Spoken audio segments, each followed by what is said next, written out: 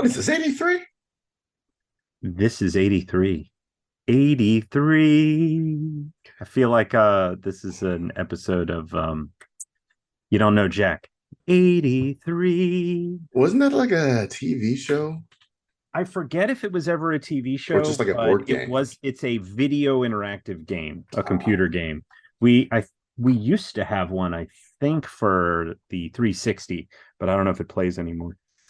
Hmm. Apparently, that 360 doesn't know Jack. Welcome to the Cinnamon episode 83. It is me, one of your hosts, Seed, as always, and I'm joined by what appears to be a somewhat recently shorn Mr. Douglas Davidson. How are you today, sir?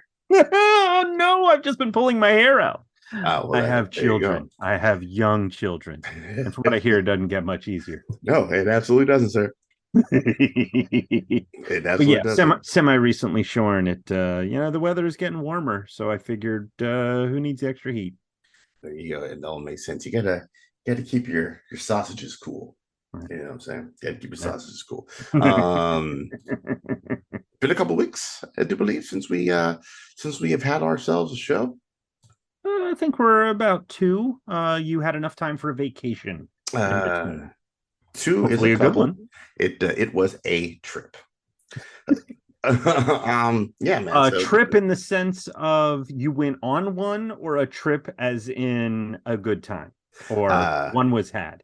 a trip was had, and There I we go. went on a trip, There we go. and parts of it were good. Right on. Yeah. What is new with you, good sir? Not too much. I wrapped up covering the Overlook Film Festival. Something happened to me within like the last 2 years or so where I've been more and more on purpose dipping my toe into horror. And as long as it's not slasher horror, I can typically handle it. Like more not so much slasher, but more like Saw Saw episode 86 level horror, like Okay. that kind of stuff. I Okay. can't really do. The first one is really good though.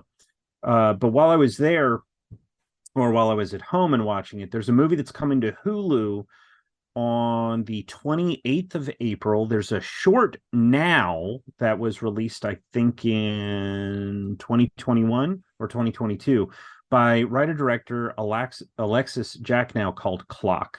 It stars Diana Agron, Saul Rubinek, Melora Hardin, and Jay Ali. But the premise of it is that this woman is been married for 10 years to her husband. She has a great career, great marriage, great everything, but her friends keep harassing her about when are you going to get married? Or when are you going to have a baby? And this is a horror film that takes the idea of the pressures of getting pregnant, the pressures of motherhood that aren't just on the individual, but what it means as a culture community in terms of legacy, because her character is Jewish and her grandparents survived the concentration camps. I forget which one specifically. They mention it, but I just can't remember. Mm-hmm. So the film is a psychological thriller. It gets really, really interesting, and it's a wonderful performance from Diana. But what I really like in particular is that there are some elements to the film that play into what's expected of this type of psychological thriller that end up being more than just a visual element or a narrative element, that there's something, it dovetails all together in this really beautiful way that I can't articulate without spoiling it, so I won't. But I would recommend that film that is coming out. I had the chance to check out another film called Punk Samurai, also known as Punk Samurai Slashdown. If I hope I get this right, it's Gakuru Ishii. It was released in 2018 in Japan, but has not been released outside of Japan since. And Third Window Films put out a physical release. It's region B, so that means that unless you have a region free player in the United States, you will not be able to play the disc. But if you have region free, there you go. It is a film. Uh, Your logic is flawless. well, yes, but it's important to recognize because Third Window Films does sell region-free discs. You just have to make sure that you're reading the full description in order to get that. Because I purchased One Cut of the Dead from them, and it's region-free. I would have purchased this. It is not region-free. But the basic premise of Punk Samurai is that there's a Ronin who is tired of being a Ronin. He wants a master. He wants to be brought on, and he comes up with a bullshit scheme in order to have that happen. Except the retainer for this area that oversees all the samurai, he's in a feud with the other retainer working for the same lord.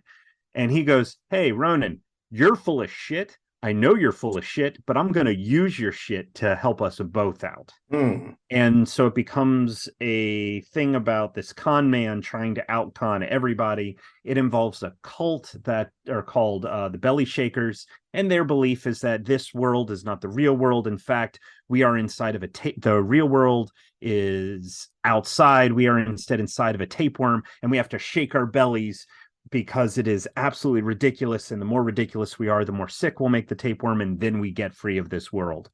When I tell you this movie is fucking ridiculous, and every time you think, "Oh, we've hit a level of ridiculous," they find a way to amplify it further. So if you Well, are that in, sounds like a 100% Douglas Davidson movie. yeah, actually, if you like the sort of Stephen Chow type of storytelling, Shaolin Soccer, Kung Fu Hustle, that sort of vibe where it's based in reality but then slowly amplifies itself, then you'll dig on this. But again, I think it's available on digital, but otherwise you'll need a region-free player. Then the last two things I want to mention is sort of a combination.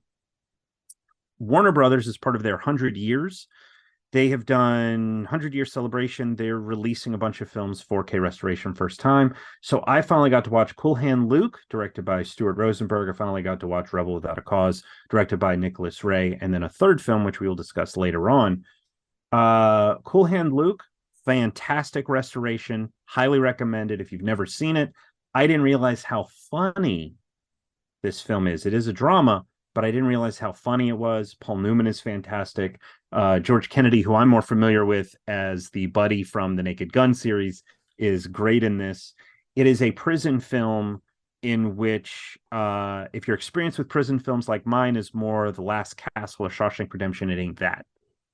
But it is still very sweet. It is very sour, and it is fantastic. And the restoration is wonderful in the sense that it doesn't change the film, it just cleans it up a little bit, makes the colors more appropriate. Rebel Without a Cause, on the other hand, I cannot recommend. The Blu-ray that came along with the 4K looks better than the 4K does. Stuff is out of focus, stuff isn't quite clear. There's actually, what I noticed in a couple of scenes was Ben-Day dots, that not Ben-Day dots, but that sort of color bleed that you get from that Ben-Day dot type of comic book. Yeah. I noticed that a little bit more. I Unfortunately, with Warner Brothers restorations, we don't get any information as to who approved it, who oversaw it, what technology was used. I paused it because Crystal came in at one point, and she didn't say anything to me then, but when I was talking to her about it after, she was like, "Yeah, I didn't want to tell you because it looks really hazy, and I didn't want, if you didn't notice it, I didn't want like it to color anything." So I don't think I can recommend Rebel Without a Cause, but absolutely can Cool Hand Luke.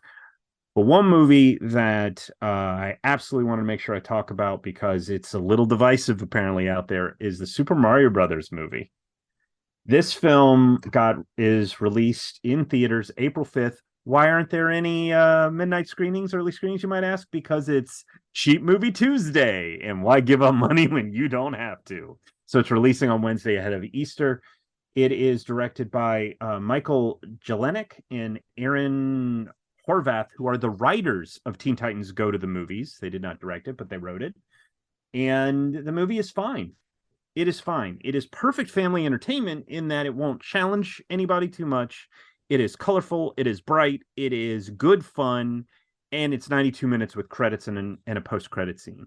If you play the Mario Brothers games, any of them, you will have a good time with this movie. It's not going to teach you any lessons. It's not going to push you into thinking anything. It's not going to challenge you in any way, but it is a good damn time. I had a lot of fun with it, but more importantly, I know that my almost 8-year-old who mainlines Super Mario Maker 2 and Super Mario U Deluxe all the time, he is going to love this movie. There's stuff for those of us that have been playing Mario since Donkey Kong, and then there's stuff for the new generation. It's a fine, fun family movie. And there we go. And there you go. That's it. That's it. I tried to Excellent. keep it quick and tight. It was. Like your mama. Sorry. It was. Well, No tight does idea. lead to quick sometimes. I did not want to make any disparaging remarks about your mother. Well, if it wasn't for any of that nonsense, I wouldn't be here. I also saw a fun, family-friendly movie over the weekend. I saw Dungeons and Dragons: Honor Amongst Thieves. It's a fine movie. Um, Silliness, nonsense, it's charming. It's far, far better than the original Dungeons and Dragons. But given the resources we have within our visual grasp and reach right now, we could make a better movie than the old school Dungeons and Dragons. So a low bar to clear, but still fun. It knows exactly what it is and leans full on into the silliness. It feels like a weekend one shot with you and your buddies with some drinks and some snacks. If that was That's your awesome. jam, I want that. if it was your jam back in the day, that's what this movie is, man. It's kind of ridiculous, kind of campy, kind of goofy, kind of funny, kind of sweet. Got a little bit of adventure to it. It knows exactly what its lane is. It stays in that lane, and if you are a fan of that lane, then you're going to be a fan of that movie. If you have not checked out Dungeons and Dragons, go ahead and do that. Go ahead and do that, man. Chris Pine, man, the best Chris. You don't get a whole lot of Ray J. John Page, but what you do get in his few scenes are delightful. Wait, with who? With Ray J. John Page. Oh, right. He's the paladin. He's the paladin. Yeah, right. yeah. And Hugh Grant doing what it is that Hugh Grant does. I don't even think he's supposed to be in the movie. He just showed up on set. Yeah, fun movie, man. Go ahead and check that out while you still can in the theaters if you so choose. I'll take it back to 1987. Ooh, Douglas. Let's go back. You were 52 years old at the time. I watched an Iranian flick, man, called Where is the Friend's House, directed by Abbas Kiarostami. It's part of a trilogy of movies called the Coker trilogy. Each one kind of set around this town called Coker, and each one gets progressively more and more meta. This is wonderful, wonderful fucking movie. If you've not heard of it, which I would assume is probably a good bit of us, it's about this small town. Like I said, I do believe it's Iranian. Strict ass environment, strict ass teacher. All we get for the first 10 minutes of this movie is the teacher verbally berating the shit out of a student who accidentally left his notebook at home. And he's trying to teach these kids discipline. Discipline will make you a productive citizen. Being a productive citizen will make you a good addition to this world and civilization altogether. Said kid, when leaving school that day with his friend, trips and falls. His friend picks him up, dusts him off, cleans him up, accidentally picks up his notebook and goes home. And the teacher has told him, if you come to class again without your notebook, I am going to expel you from this class. Now, these are like 8-year-olds. He's gonna do what? Expel this kid for not bringing his notebook. And when our protagonist, the kid who helps pick him up and dust him off, gets home, he realizes that when other kids' content spilled on the ground, he accidentally grabbed his notebooks. Now he has both notebooks. The entirety of this movie at 83 minutes is him fighting every uphill battle just to get his friend's notebook back to him so he does not get expelled from school the next day. Oh. It is against the orders of every adult in the entire film, from his mother to his father to his grandfather, who are all giving him their own cross purposes. No, you got to go to the store and buy bread. No, you got to go get me cigarettes. No, you got to do this. You got to do that. It's a very simple story with every possible obstacle. And the kid is one town over, like a 15-minute jog. So he runs over to the town, realizes he has no idea where this kid lives. So he's just wandering the streets, doing everything he can, asking everyone who's out there, do you know this kid? Do you know? And every adult's just like, nah, I don't know. Kid, get out of the way. It's a juxtaposition of youthful innocence with adult cynicism. is pretty much what this movie is, and just this never-ending drive to get this his notebook back to him. The lowest possible stakes you will ever hear in a movie, but to this kid, it is his world of doing the right thing by his friend. You know what? But it sounds like enough of a stake that if executed well, you really get into it. And you sound very passionate about this. I've Yes. already gone and added it to my watch list on Letterboxd, so don't forget about it. Yeah. Yeah. How did you watch it? Christmas gift, man. I put the Coker trilogy, the Criterion Coker trilogy, on So my it's a Amazon physical. wish list, and yeah, it's Criterion. Oh, And it was, I forgot who gifted it to me. They gifted it to me, I do believe it was this past Christmas. So I was like, all right, it's time to sit down and at least check out the first movie. The second movie, um, an earthquake hits this area in real life, and then the director goes back and he's like, how can I make a movie out of this? And it's kind of like a movie slash documentary of him going back to check on the little boy who played the kid in this film. oh. And so, like So I it's said, as boyhood these before boyhood. boyhood before boyhood, as these movies go on, they get deeper and deeper into blurring the line between what's real and what's the actual movie. So very good movie, man. Where's Friend's House? I suggest you check out the entire Coker trilogy. All 4 point something or up on Letterboxd. So very well reviewed. Last movie, man, dovetails nicely into what we're going to be talking about today in some kind of way. I watched Tetris, the Taron Egerton joint. Have you checked this out, sir? Not yet. I wanted to. But I was like, I'm just gonna put this on, man. See if I can just power my way through it. It's only 117 minutes, so 2 hours. I can do this. And 10 minutes in, I was like, this movie is fucking delightful. It is wonderful from beginning to end. It is maybe my best Taron Egerton performance, my favorite. Like Kingsman is fun, but it's fun because of a number of things. This one is great because Taron Egerton has this movie on his back. There's a lot of other good actors in the movie, but man, this movie is he's in damn near every scene in the movie. It's just this man's drive to getting the rights to distribute Tetris, abandons his own game, plays Tetris for the first time, and he's like, there's something here. So it's dealing with the who's got the distribution rights over here, who's got it for computer, who's got it for Nintendo, who's got it for something that might be able to play in a player's hands one day, something that a boy could game, for instance. All these different things, and it juxtaposes the goofiness of the tone with um, it's 1980s and it's a Russian dude who made this game that made Tetris. Mm-hmm. So regardless of how true the story is, it's got a little bit of that Cold War era spy thriller feel over something as goofy as, a video game. But in trying to secure for the Russian that made this game and use it to make money outside of Russia. Russia at the time, the USSR, was not a big fan of that. Like, you were profiting off of something that the Rhodesia, the mother country, made. So there's people that's for it, there's people that's against it, man. It's a damn fine movie told in a very entertaining way. I was curious about it. I saw the first trailer and I went, actually, no, even before that. I heard it was called Tetris. Didn't really make the connection that it might be based on the game, but then I heard Taron Egerton was attached to it. Well, you just never know. It's very Okay. specific. It's very specific, but still, you just never know. Yeah. But I saw Taron was attached to it, and then I read the description, and I went, "Oh, okay, I think I need to check this out." And then I saw the trailer for it, and went, "Oh, I fucking absolutely need to check this out." Unfortunately, on unless I'm scheduled to watch something, it's harder for me to work in other stuff because I actually try to take nights off where maybe I don't watch a movie and I wasn't able to cover it. So I want to watch it. I just haven't yet. And Taron has become one of these actors that if I hear he's attached to a project, I immediately want to check it out. Because even if the movie doesn't like resonate a whole lot with me, I didn't even realize he was in Legend, and I've seen Legend. Eddie the Eagle is fine, but he's good.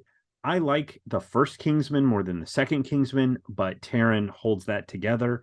His performance is Johnny, the voice acting and the Sing and Sing 2. I really like them. Plus, he's got a great singing voice. Now, for me, my favorite performance from his, hands down, is Elton John in Rocket Man.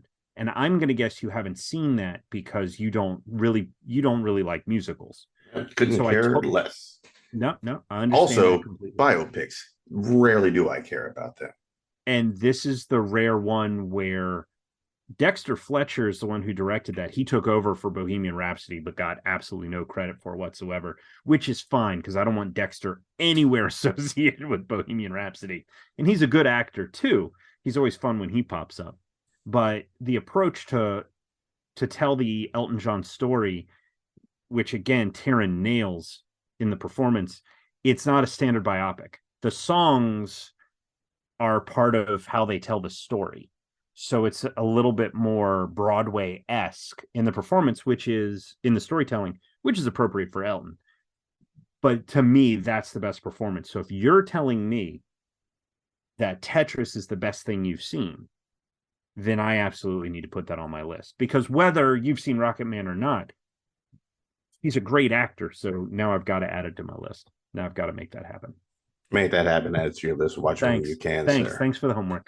Well, listen, homework that will enrich your soul and life. Go ahead and check that out. That's what we're all about, though. That's what We're we're all about about. enriching the soul and life.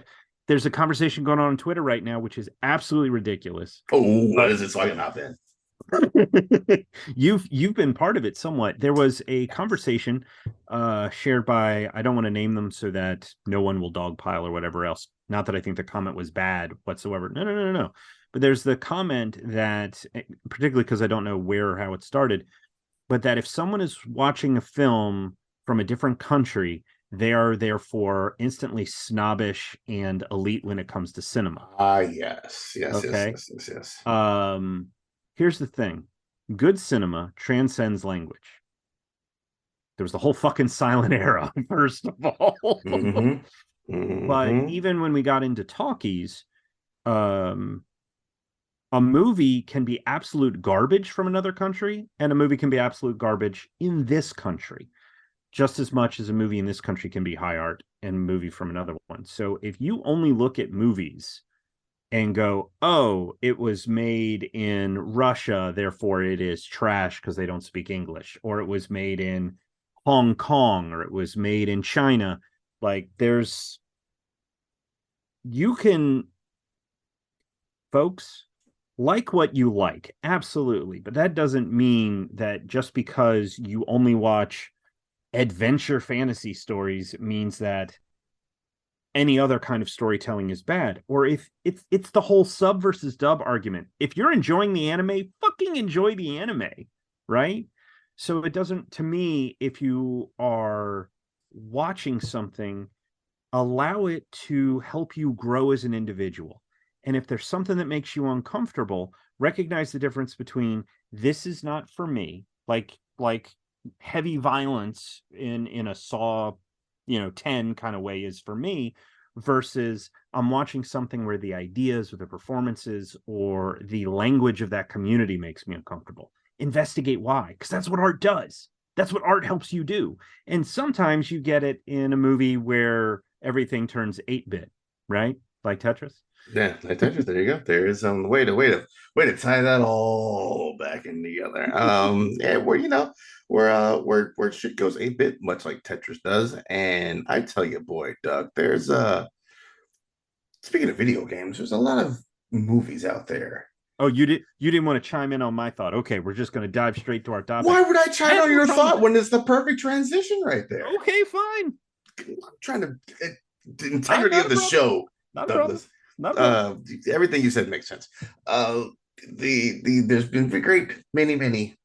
I mean, nothing for me to chime. I feel like people who listen to the show, we are preaching to the choir. Let me put it that way. Yeah. They know what's going on. Um, Lots of video games out there. Lots of movies that Yeah. have been adapted to video games. We've been through the Wastelands.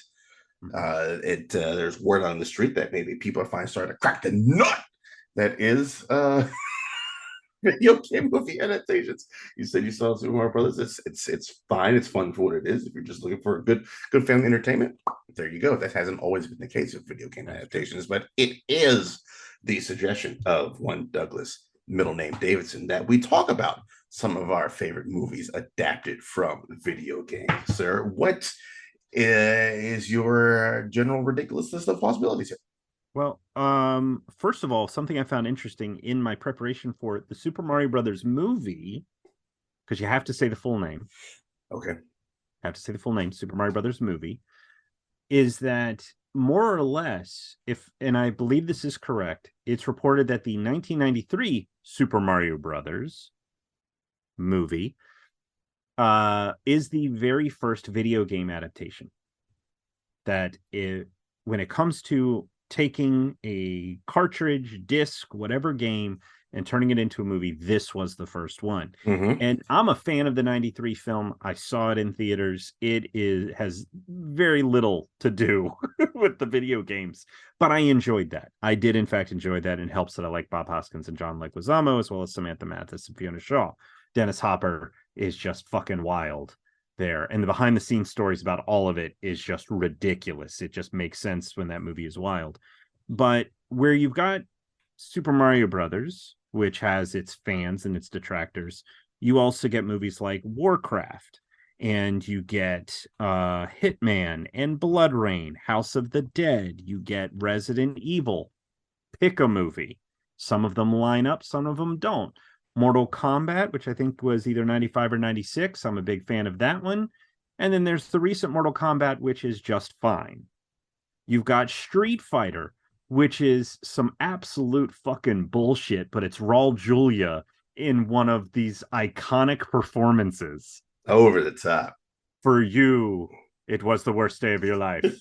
For me, it was a Tuesday. And you've also got, of course, the Chun-Li single film. I'm a little partial to the Sonic movies. Those are actually pretty entertaining. I liked Doom. I thought in terms of adapting the newer games and just seeing Dwayne Johnson be a fucking asshole was great. I liked that slow evolution. Could do without Rampage. But these are some of the movies that have been made. And there's some out there that I wouldn't have even realized were video game adaptations until looking into it further. Like House of the Dead, I wouldn't have put together. It's the shooter. Mm-hmm. It's the arcade shooter. So look, there's plenty of them out there. And what's fantastic is even looking at the list, I've never played what is it called? Ace Attorney. There's a bunch of it's I guess like an RPG turnstile game where you're playing in a courtroom. I'll see the memes and stuff. There's some dude in a suit and like weird ass hair being like, I object. They made that Japanese game into a live action movie in Japan. So there you go. So I thought, particularly with the Super Mario Brothers movie coming out, let's identify some of our favorite ones. And I'll be honest, you're probably going to be like, I don't think I want to do the show with you anymore after this episode. I think my choices are not going to surprise you, but you're going to wonder how I didn't end up loving Trauma. Like, you're going to go, why is this garbage on here? And I'm going to own every choice I make. I've come to expect that. All right. Are we ready to get down with this, sir? I am ready to get down with the get down. All right. My number one, since you already mentioned it, man, you goddamn right it's on this list. 1993's Super Mario Brothers. I have no idea why they got this English ass man to be an Italian, but Bob Hoskins is out there.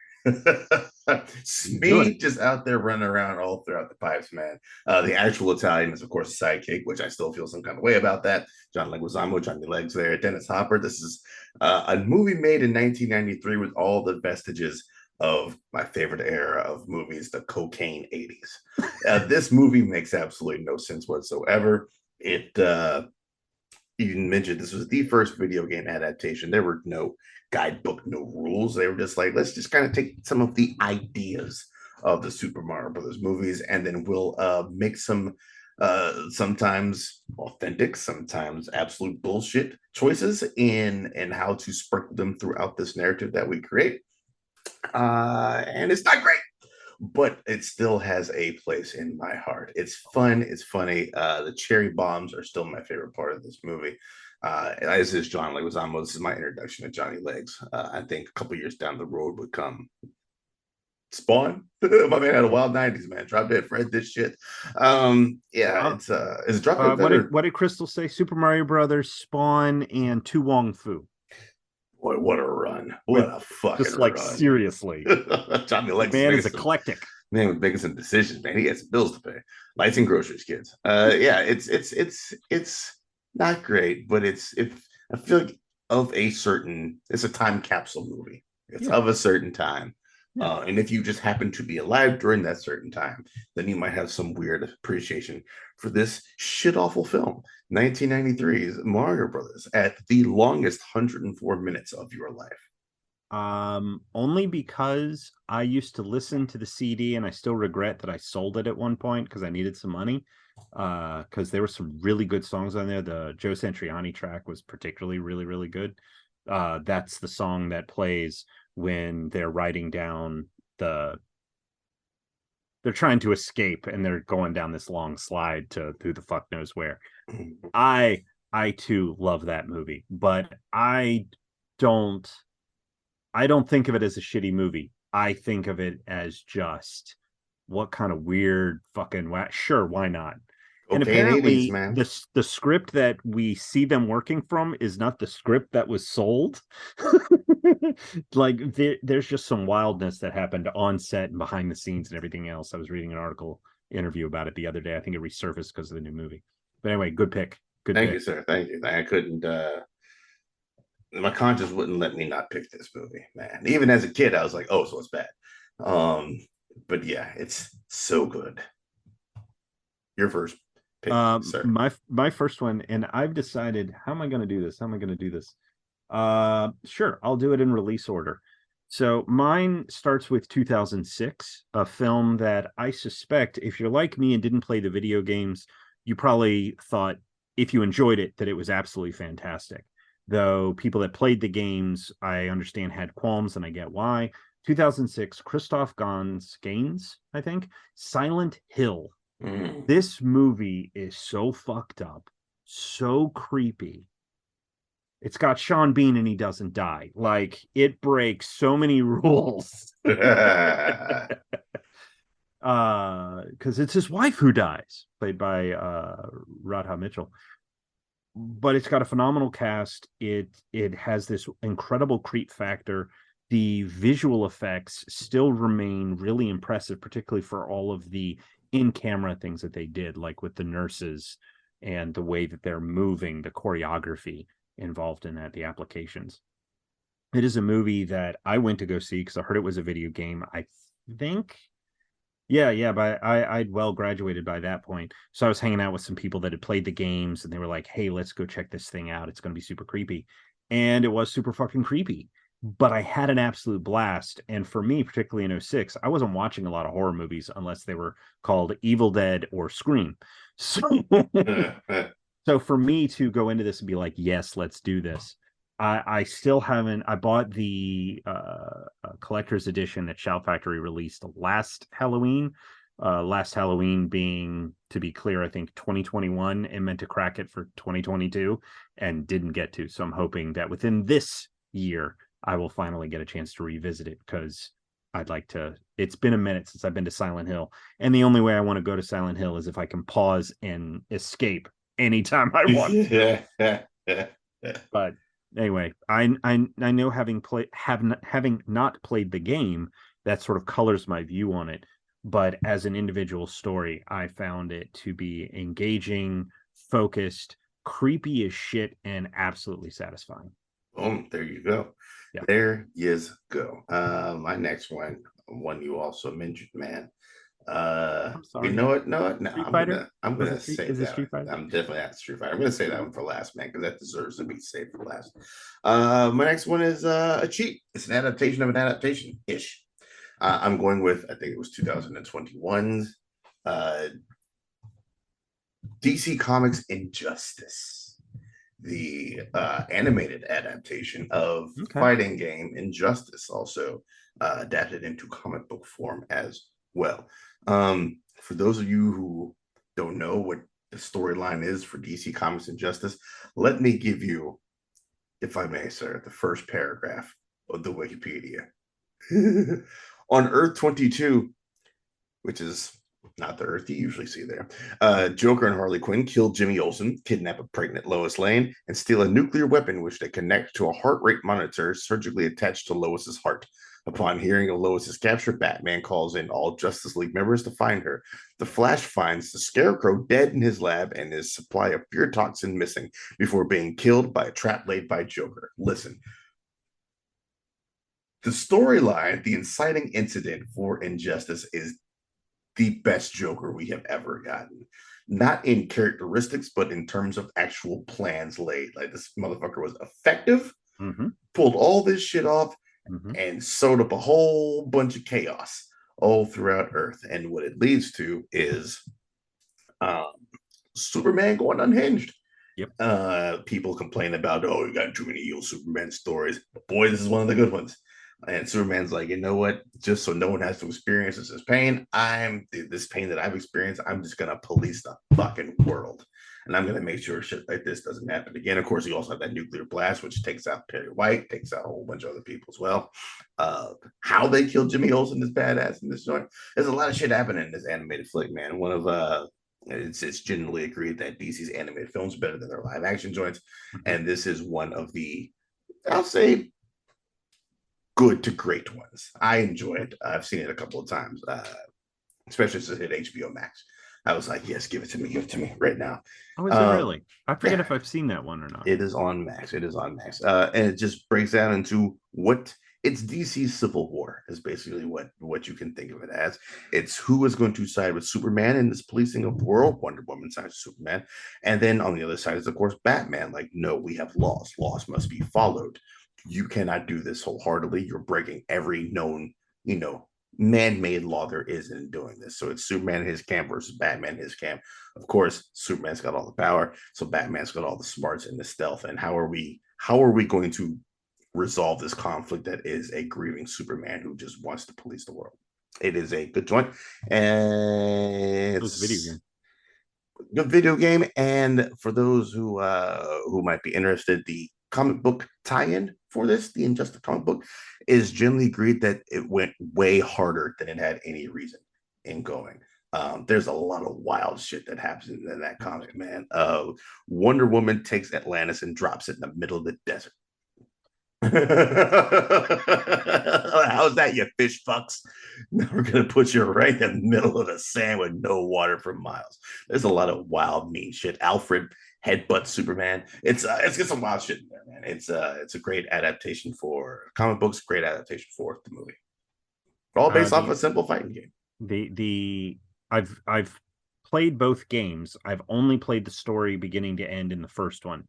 I think I've mostly just played the versus on computer, mostly as Donatello for Injustice 2. It's a lot of fun. He's got great reach and he can call in his brothers, which is really great, because you'll be like, okay, remember in Infinity War, when Spider-Man is fighting Thanos and he's like, magic with a kick, magic with a that's Donatello's super move. Or not his super move, but when he's playing, he can call in his brothers to, one drops from above, one drops from the back, one drops from the front. So you could be fighting somebody and then just bring in a brother to hit them from the other side, and then hit them and then jump in. So it's awesome. But anyway, so I haven't played the story mode, but I remember the story of Injustice being phenomenal. Yep. And from the comic book, the only thing that I've seen of it is the Harley and Dinah sequence when Dinah, I think, is getting ready to give birth and Harley is sharing with her own childbirth story, if you will. Yep. And I understand it, the comic, to be incredibly moving. Good choice. I didn't think about the Injustices. Good choice. Yeah, no problem. What do you have for your second one, sir? My second one is far less serious and is very much of the era in which it was made and also the video game from which it comes. No pun intended. This is another 2006 movie. Interestingly, it's one that I own, and the interesting thing is that I didn't realize who directed this. It didn't occur to me at the time to think about it, but now with what I'm doing in film criticism, but also the education I've been getting with Asian cinema, I feel dumb for not knowing who this director is. This is director Corey Yuen, who directed The Transporter, Yes, Madam, which I'm hoping to see, one of the early Michelle Yeoh films. Dragons Forever, which I did watch recently and is fucking phenomenal. No Retreat, No Surrender, the very first JCVD movie, which I didn't realize how absolutely terrible it was as a child, and I really enjoy it. Like, this guy has directed so many movies with Jet Li, Jackie Chan, Michelle Yeoh, etc. And so I went with his film DOA, Dead or Dead on Alive. Arrival. Yes, Dead or Alive. That's right. Yeah, this is one I heard was not great, so I stayed away from it. It isn't, and it's amazing. It is amazing. I did not play DOA when I saw this, but I knew of some of the characters because, as I understand it, the character that Devon Aoki plays, Kasumi, she is either related to or is protected by Ryu Hayabusa, who is the lead character in the no, excuse me, the Ninja Gaiden games. Oh, I okay, yeah. fucking love the Ninja Gaiden games, particularly the modern ones. I've beaten the shit out of those games. I fucking love them. So when I heard that the characters were connected, I went to go check this out. Now, keep in mind, this movie it's '06. So Jamie Presley, Sarah Carter, and Devon Aoki, these are some of like the who's who at that time of women actors, some up Yeah. and coming, some whatever. It's got Eric Roberts, it's got Kevin Nash, the actor I can't Robin Shao. He only played a pirate leader. I felt bad. It's fucking Liu Kang from Mortal Kombat. He's only there for like literally a scene, gets his ass kicked. This movie is absolutely silly. It is absolutely ridiculous.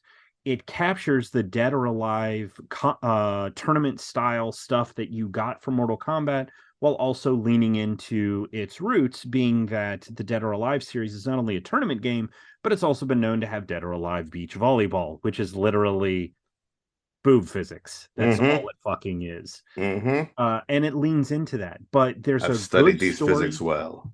Yes. but there's a good action. It is wonderfully shot. The story is interesting. It is a lot of fucking fun. And particularly looking backwards, I haven't watched it in a minute, and I'm pretty sure the copy that I have is a DVD that says Blockbuster on it. I probably bought it used from them, from the bin. But at 87 minutes, it fucking flies. And if you're familiar with these characters from either Ninja Gaiden or from having played this, you really feel like you're watching something that captures the fun and feel of the sort of low stakes but big spectacle type of stuff. Mm-hmm. And knowing if you are a fan of The Transporter, if you're a fan of Jackie Chan, Jet Li type movies, you are going to dig this. So you, sir, if you haven't seen it and didn't think you'd enjoy it, if you just want to turn your brain off for a bit and just enjoy some fun, check this shit out.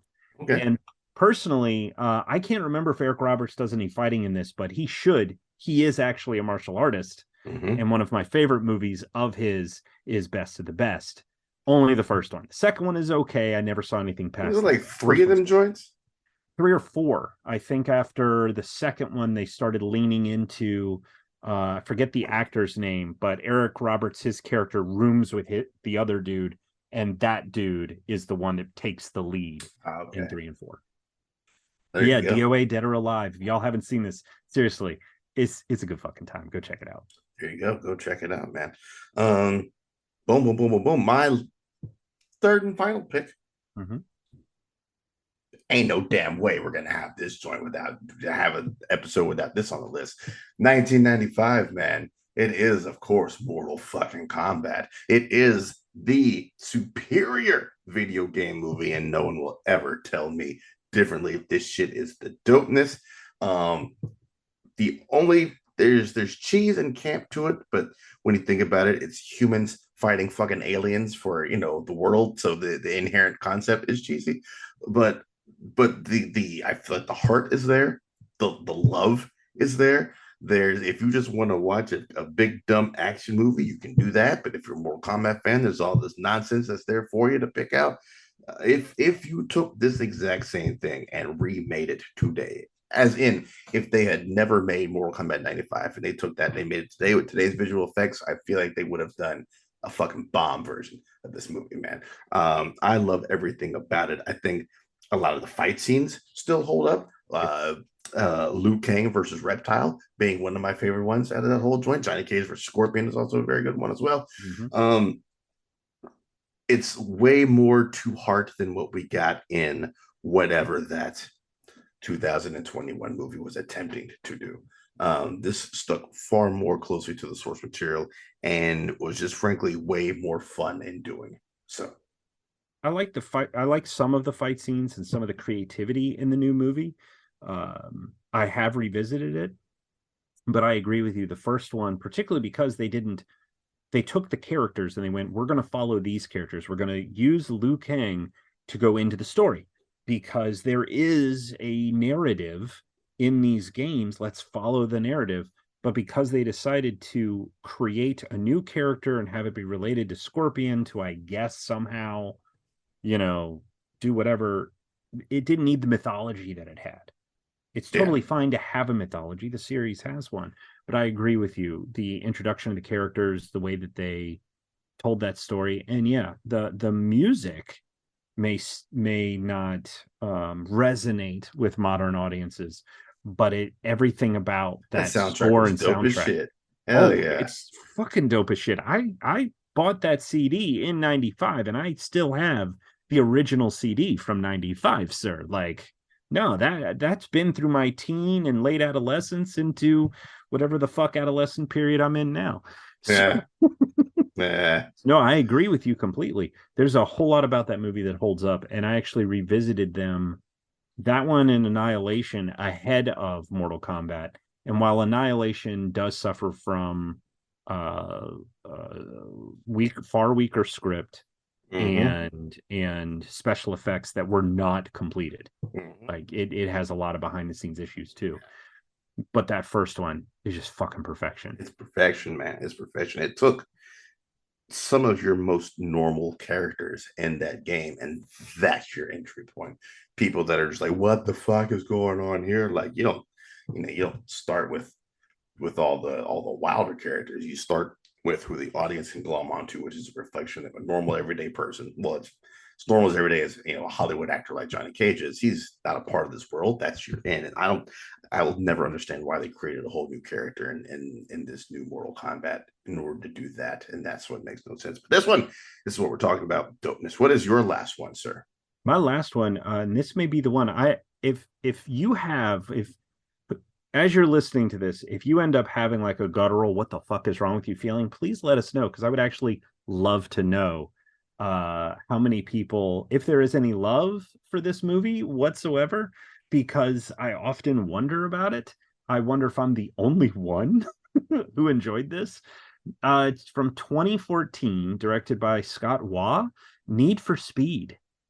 Uh, I I did not play any of the video games. I'm not much of a driver when it comes to these games, and I'm not a car person. I'm not a gearhead in any shape or form. But there was something about Need for Speed and the way that it was executed that not only made me want to play, but got me curious about the cars that they were driving mm, in it. For those of you that are unfamiliar, I don't know about a plot in any of the games, but this one is about a local street racer. He and his buddies, they run races and they do all kinds of stuff. And while doing a side race with a friend who he's competitive with, one of their friends dies, ooh, hate to see it. and you do. And our lead guy, played by Aaron Paul, he ends up going to prison for it. Mm-hmm. But the other guy who survives, played by Dominic Cooper, not only gets away, but hides all the evidence that he was involved. Oh, nice. And this has got, as I said, Aaron Paul, Dominic Cooper. It's also got Imogene Poots, Ramon Rodriguez, which, if you don't know him by name, he was the new friend outsider in Revenge of the Fallen, the Transformers movie. But he's also, I think, a member of the Hand in Defenders, Okay. as I recall correctly. So some of you guys may know him from that. But it's also got Dakota Johnson, Rami Malek, Kid Cudi, who is fucking phenomenal in this. He is so much fun. This movie is goofy and silly, but it's also got a great heart and a great supporting role by Michael Keaton.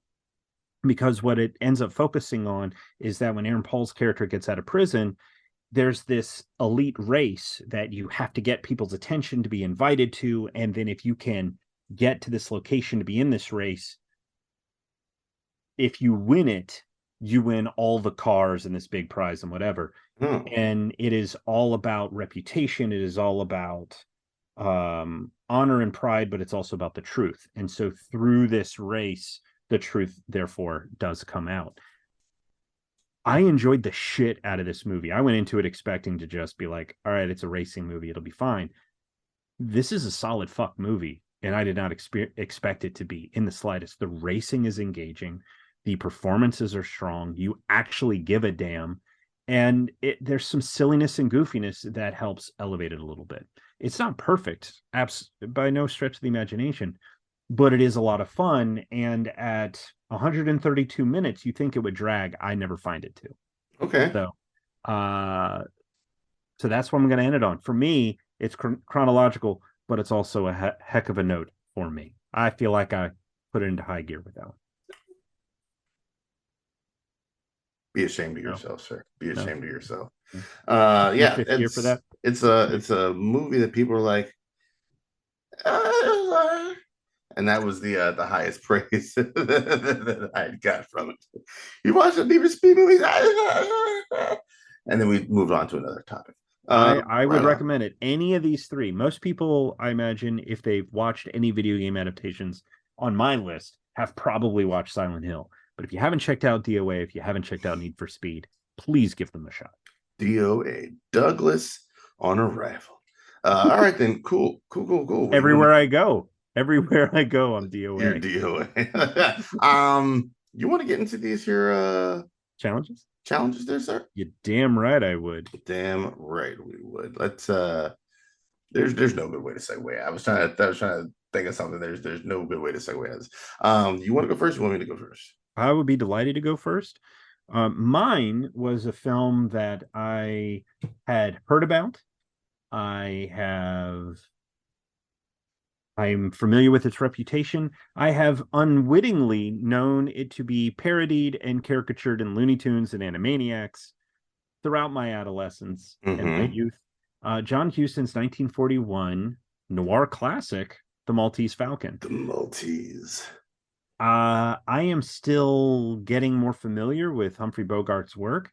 This is a film that is part of the Warner Brothers restoration. If I forgot to mention it before, Maltese Falcon and Cool Hand Luke came available physical and digital on April 4th, Rebel Without a Cause on the 18th of April. I forgot to mention that. But the Maltese Falcon is a very strong restoration. Let me first recommend it that way. Checking it against the Blu-ray, the Blu-ray is a little bit blown out in terms of the whites. The darks are much easier to see, the nighttime sequences and whatever else. Whereas the 4K, particularly because it has high dynamic range, it gives you more natural shading in the black and white imagery. There's also less of a haze, a little bit more clarity, but it still very much feels like it was made in 1941. It doesn't change any of that. It just cleans it up a little bit so it feels fresher in that regard. So I would recommend the Maltese Falcon in that way. What I found fucking fascinating, I was expecting it from everything I know about a hard-boiled noir. I always tend to think of my go-to as Blade Runner. Someone who fucking like fuck you with life. Everything's rainy. A woman's trying to kill you. Like all sorts of shitty shit. This ain't that. He's one step ahead of everybody. He's smart as hell. Mm-hmm. He knows that shit's going on, and he lets you think you're stringing him along so that he can go, yeah, I already knew that this was bullshit. I just didn't know how it was bullshit. And the Yeah. way that stuff plays is so wonderful. In particular, a scene that stuck out to me because it seems so weird when he meets Sidney Greenstreet's character, who he worked with in Casablanca a few Casablanca, years Sidney later. Greenstreet is my man. I call Maltese Falcon the Sidney Greenstreet show, by the way. Oh, which doesn't surprise me in the slightest.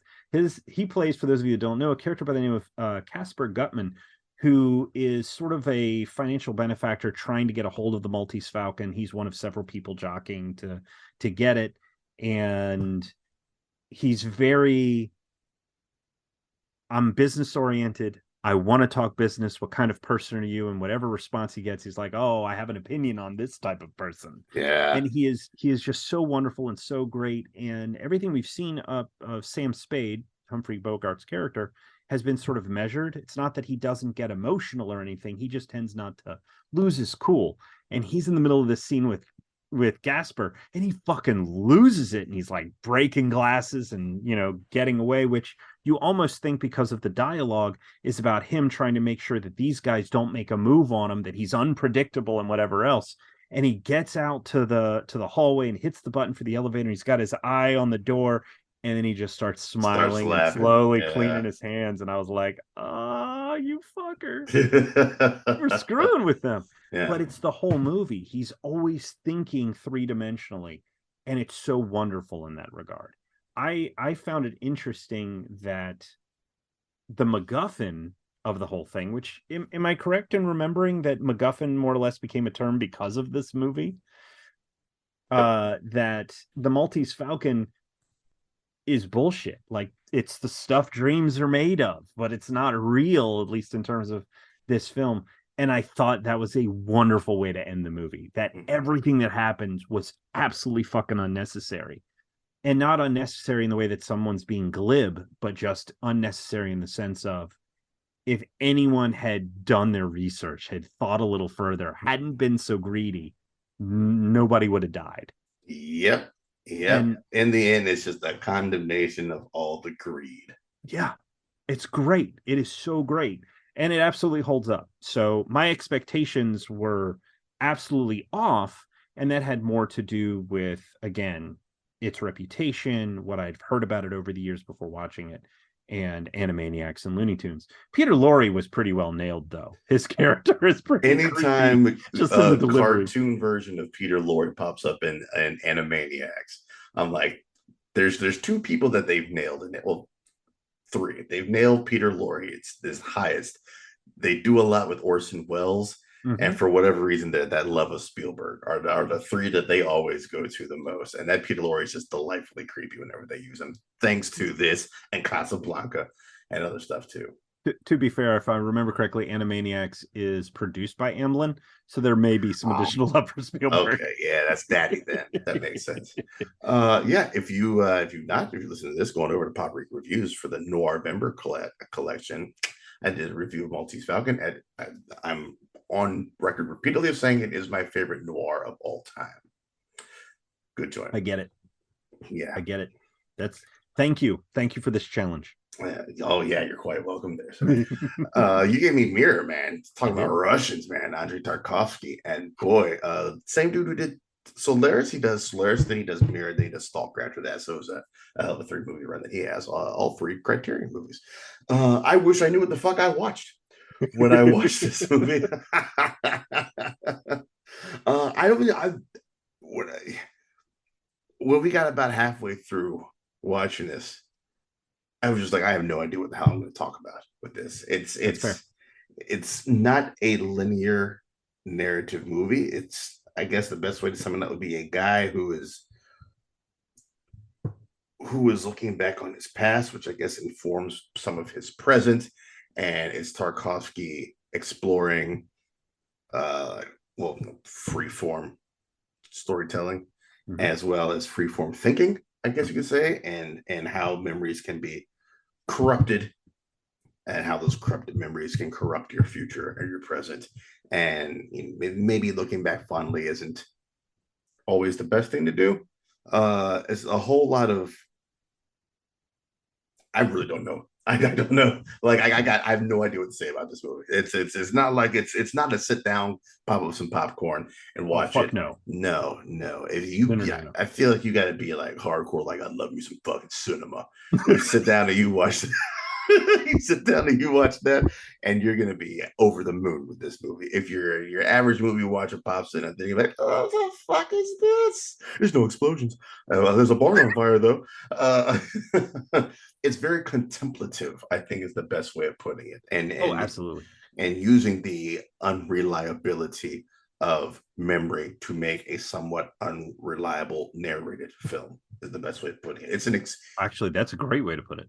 Thank you very much. To use the the cinephile term, it's an experience. It's a movie you just go on a ride with. That's not wrong. For I better would or not worse, disagree. you strap in, you just go for a ride, and you just kind of experience what this guy experiences, or gal experiences, depending on what the where you are in the movie, and it's something all right, man. Mhm. Brain bendy. It's I didn't realize in preparation for this episode, this recording, I went and took a look. I haven't seen it since summer of 2021 when it released on Criterion. Mm-hmm. It's a movie I'd heard about and didn't know much about beyond its reputation as something beautiful and thoughtful. I didn't realize quite how esoteric it was going to be. So Esoteric. when we talk about cinema, I think that there are popcorn movies that are cinema, and I think that there's also a place for art like this, which isn't necessarily going to make a lot of money, but will potentially get people to rethink their perspective. And there's a place for art like that. There's absolutely a place for art like that. And yeah, Mirror is not a movie I'm going, you know what? Well, it's been a long fuck week. Kids have been keeping me up all week. It's been so stressful. I think I'll put on Tarkovsky's Mirror. That'll help me relax. And Tarkovsky, No, no, does not make movies like that. no. Solaris is not that. From what I hear from Stalker, Stalker is not like that. Like, this is a man who wanted to get his hands up in some themes and Yeah, explore, I think, parts of himself and parts of the human condition, and he used these movies to do such. and yeah, you have articulated basically any thought I would have to describe it extraordinarily well, and so I'm going to shut the fuck up because I don't want to taint your wonderful descriptions and explorations of the film. Some wild shit. There you go. That's my last words on it, man. Some wild shit. Absolutely. And if it sounds like something that you'd be into, don't forget that Criterion does 2 flash sales typically during the year for 24 hours, 50% off. And Barnes and Noble usually does about a month long deal. So what's cool is that if the idea of Mirror sounds interesting to you, in about 2, maybe 3 months, Barnes and Noble will do their 50% off sale. And also, there's some films released by Korean that I think are on Arrow. And so you could pick up some of those 50% off as well. If you don't want to wait for those discounts, man, the big secret, Daryl's got a thing. He'll meet you out back. Pull up the trunk. I got a Criterion plug. Amazon always has Criterion's on sale. They're always a couple bucks off. Yeah. Man, I found that out like a month or 2 ago, and I was like, I reached out to a friend of the show, Joel Winstead. He's like, how do you think I buy all my Criterions? So yeah, man, I guess it's $40 regular to buy from Criterion. It's 32 and some change on Amazon, so you can knock a little bit of that off. And then depending on what it is, there's some that's on Amazon for $27 right now, which isn't much more than your actually, you know what? Speaking of Tarkovsky's Stalker, the movie he made after Mirror is on Amazon, the Criterion Blu-ray, $27. Right on. Mirror more expensive on Amazon than it is on Criterion. I'm not sure why it's $54.99 on Blu-ray.